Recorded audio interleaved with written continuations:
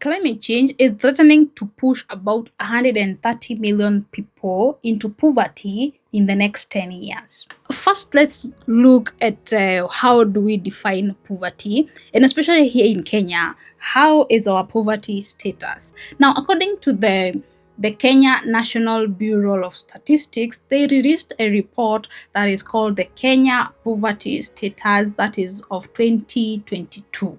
And in this report, they are stating that they can show that the poverty line or the percentage of poverty keeps shifting throughout the years. But right now, we are at about 37 point something percent of the population in Kenya lives below the poverty line. That is almost 20 million people here in the country living below the poverty line. But then what is this poverty line and how, or what is the figure that is at the poverty line, so that we can be able to determine how much income do you need to be making, how much money, how do you define somebody who is living below the poverty line? Let's look into that. To be able to determine this poverty line, the Kenya National Bureau of Statistics have very complex statistical formulas that they use, but essentially they are looking at how much households are spending on one, the food, to be able to feed the homes, as well as the other non-food essentials that are basic need, for example, clothing, access to education, and so on. So they are able to determine how much households spend on food, and with the number that they're spending on food, we can be able to tell if these families are living above or below the poverty line. For example, in rural areas, it was determined that if a family spends about 2,000 on food a month, then that is where the food poverty line is. But if you add on other basic essentials, then a family in rural areas will spend about 4,000 Kenya shillings. That is to mean if overall food combined with other things, if that family in rural areas spends 3,000 in a month, then that family is living below the poverty line. In urban areas, if a family or a household that lives in an urban area is spending about 3,500 on food a month, then that is where the food poverty line lies. Combined with other things that they need to do, pay rent, pay school fees, and so on, if a family spends about 8,000 Kenya shillings a month, then that is where the poverty line is. If they're spending below, they are under the poverty line. If they're spending above 8,000, then they are above the poverty line. So with that figure in mind, a family in rural area that spends 4,000 Kenya shillings and below are below the poverty line. In urban areas, a family that spends about 8,000 is at the poverty line here in Kenya. It is then very clear that we have a very big portion of people, households that live both in rural areas and urban areas that we can say are living below the poverty line.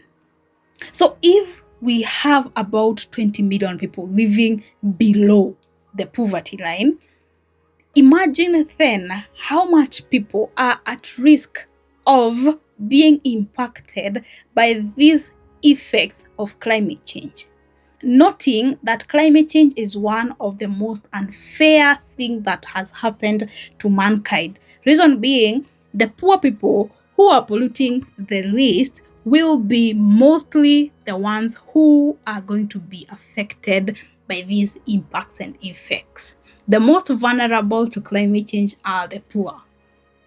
And in Kenya, we have such a big number. So I want to show you 4 factors of how climate change is very closely related to poverty, and how climate change and its effect is going to drive the poverty even higher. So we might find that the people living below the poverty line may increase if these things continue. The first way that climate change is related and linked to poverty is that climate change accelerates hunger. This is because of the frequent, unlikely, and as well as extreme scenarios of drought and famine. And according to some data that was released by the World Food Program, it says that about 80% of the hungry people in the world are living in areas that are susceptible to effects of climate change. They're living in areas that are already experiencing effects of climate change. And let me tell you why this is important. It is very, very clear that the most mainly people who are living below the poverty line, even here in Kenya, are in areas that are drought prone, are in areas that are likely to face famine. These people, we have said that they depend directly on the nature, on natural resources to be able to feed themselves. And the weather patterns are becoming unpredictable. So it means that these people do not have any extra money that they have saved in their banks. They do not have any money that they have in the money market fund. And when drought comes, the only hope that they had to stay alive was the small parcel of maize that they had in the farms. It is even worse in countries like ours here in Kenya, where the largest majority of people who live in the rural areas are fully employed by agriculture. A large percentage of agricultural practice here in the country is still rain dependent. So it means that if disruptions come, say for example, the rains pattern are running up and down, the frequency of rains is disappearing, then it means the people who are mostly employed by agriculture that depends on that rain will be rendered jobless. As if that is not enough, they will not be able to feed the families who solely depend on that agricultural activities. And this shortage of food cascades down to us who are living in urban areas, because the food that we expect, there's data that has shown that about 98% of the food consumed in Nairobi and 97% of the food consumed in Mombasa come from rural areas. That is just a picture which we already know that is true. Now, if that is to happen, Kenya as a country, we already are in food crisis. We have not been able to feed our own population, and we have to import food every now and then. Now, if the people who do that are depending on rain, the rain that is being affected by climate change, what does that say to our sources of income? What does that one say to the amount of wealth that we're going to accumulate over time? How many people then are going to start being thrown under the poverty line? The other thing is that climate change makes it hard to access water. Now, with the prolonged droughts, it is going to be very clear that we're not going to be able to feed our populations with the demand of water that they are already rising. Right now, we are already in crisis of access to clean water in Kenya. Most of the people who live in rural areas and are living below the poverty line, chances are they do not have even access to tap water. They do not even have access to clean water. And unfortunately, climate change will make this water even more expensive to access. This climate change effect is going to make water accessibility even harder. If the rivers are drying up, then it is the rich people who have the resources who are going to drill boreholes. How about the poor people? People who are already in poverty and are not even having enough for food, will they be able to buy water? Will they be able to access water, clean water? The other thing that climate does is that it is going to make it very hard to be able to access health and health services. According to the World Health Organization, climate change has a direct impact on increasing illnesses and diseases. For example, malnutrition from food shortages, death and injuries from extreme weather events, diarrhea linked to excess or scarcity of water, and change in temperature and rainfall may change the geographical range of vector-borne diseases such as malaria, etc., exposing new populations to these deadly diseases. Now, if these diseases are going to be every here and there, places that they have never seen a mosquito, now mosquitoes can thrive in those areas because it has become warm because of climate change. If right now our already falling and crumbling health system is not able to meet